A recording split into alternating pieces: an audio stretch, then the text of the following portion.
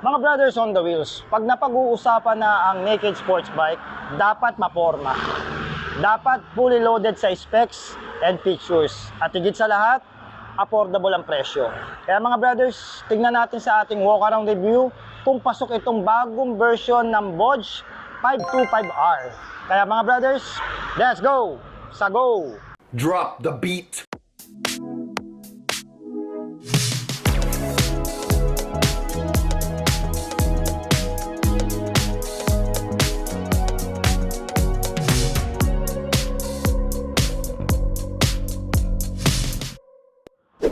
Alright, front facing mga brothers on the wheels.